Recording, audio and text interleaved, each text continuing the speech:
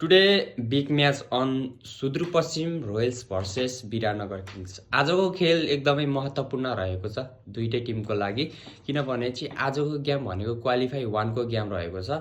यो गेममा चाहिँ अब दुईटै टिमले जित्नुपर्ने दबाब धेरै छ, किनभनेपछि यो गेममा जसले जित्यो त्यो भने फाइनलमा जानेवाला छ। अब जसले हार्यो त्यो चाहिँ अर्को टिमसँग खेल्नुपर्ने छ फेरि फाइनलको लागि।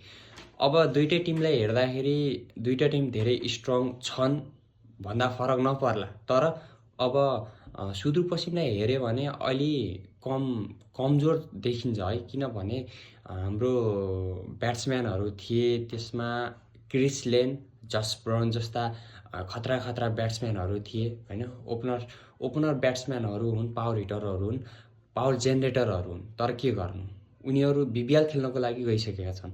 अब यो नजरले हेर्दाखेरि अब सुदूरपश्चिम धेरै कमजोर जस्तो देखिन्छ है, तर कमजोर भन्न सकिँदैन। अरू पनि ब्याट्सम्यानहरू छन्, अहिले नयाँ ब्याट्सम्यानहरूलाई पनि अब ल्याएको छ भन्ने कुरा सुनिरहेको छ।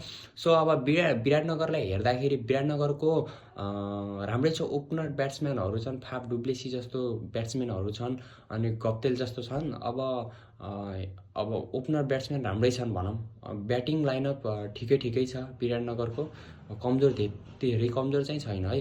तर अब दुईटैको गेम हेर्दाखेरि, अघिल्लो गेम हेर्दाखेरि अब विराटनगरले चाहिँ लास्टै बेजोग तरिकाले हराइदिएको थियो सुदूरपश्चिमलाई। अब यो गेममा चाहिँ के हुन्छ, लेट्स सी।